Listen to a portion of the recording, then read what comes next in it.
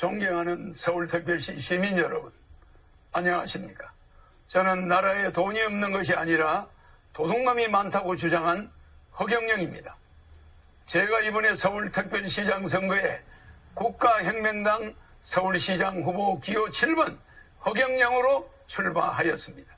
이제 도시개발 그만하고 서울시민 가정경제부터 살리겠습니다. 저는 서울시민의 재산세와 자동차 보유세를 받지 않을 뿐만 아니라 서울시 예산 70%를 절약하여 시민들에게 국민배당금으로 돌려드릴 것입니다. 이번 선거에서 여러분이 7번 허경영을 꼭 기억하시어 예산 낭비와 민생보 도탄에 빠지게 한 여야 정당을 몰아내고 대한민국을 살릴 수 있는 허경영 기호 7번을 선택해 주시기 바랍니다. 서울특별시 시민 여러분, 4월 7일 기호 7번 허경영을 찍어서 서울 예산 70%를 서울시민이 돌려받아야 합니다. 원칙적으로 나라가 살려면 지자체 선거는 폐지해야 합니다. 이제 당의 간판만 보고 투표하지 맙시다. 머슴이 주인 행세하고 예산 낭비에 부정부패까지 하며 주인이 머슴이 되게 만든 정치인들, 그 나물의 그 밥입니다. 이제 바꿀 때가 되었습니다.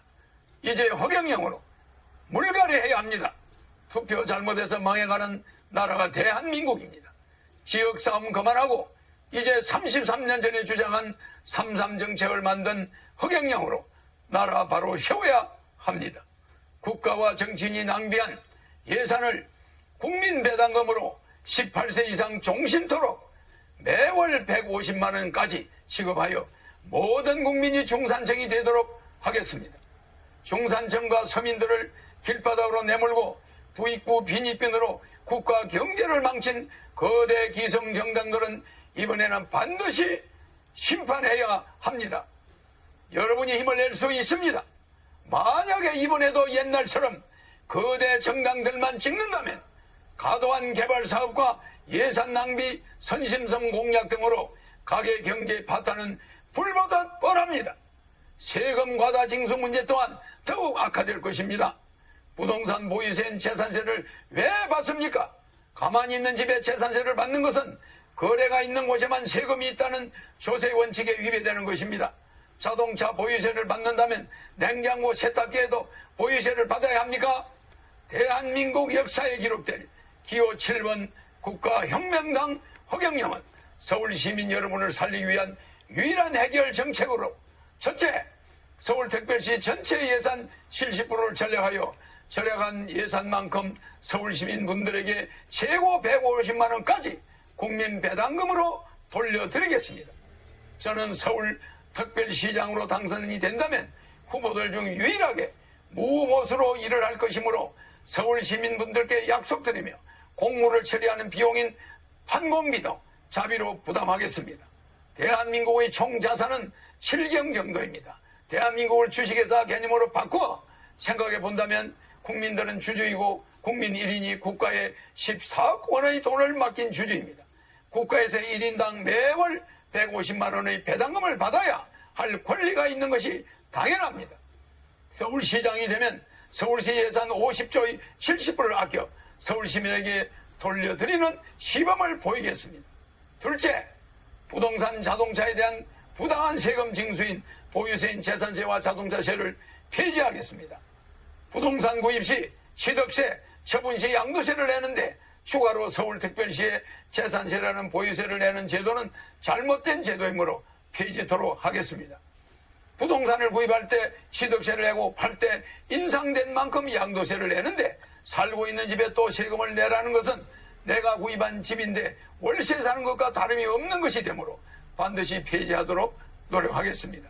셋째, 연애공영제와 결혼공영제와 출산공영제를 실시하여 미혼자에게 매월 20만 원의 연애수당과 결혼시 1억, 주택자금 2억, 출산하면 5천만 원을 주고 정부의 결혼부가 신설되도록 추진해서 개인들이 해결할 수 없는 서울 결혼을 서울시가 우선적으로 나서서 망국적 인구 감소 문제를 기필코 해결하겠습니다. 넷째, 700년이나 흘러오면서 가정 정화 조화수, 정화조 하수와 공장 폐수, 축사 폐수, 농약 오염수 등으로 오염된 팔당 치수원을 금강산 설악산에서 바로 내려오는 북한강 청평댐 시순으로 옮겨 서울특별시와 수도권에 특급 수물을 공급하겠습니다. 수도물에 버리지 등이 나오는 등 먹는 물 문제가 지금도 심각하지만 나중에는 더욱 심각해질 것입니다.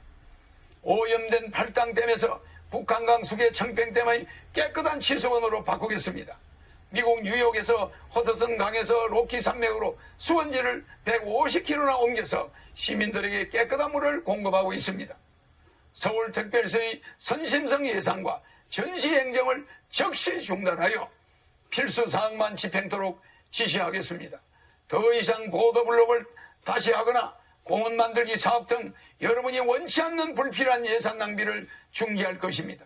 예산을 70%까지 절감하여 서울특별시 시민 여러분들에게 돌려주겠다고 한 후보를 본 적이 없을 뿐만 아니라 코로나로 인해서 우리 모두가 어려운 상황에 놓여 있는데도 어느 누구 하나 예산을 절감하여 경제를 살리자는 운동을 하는 후보가 없었습니다.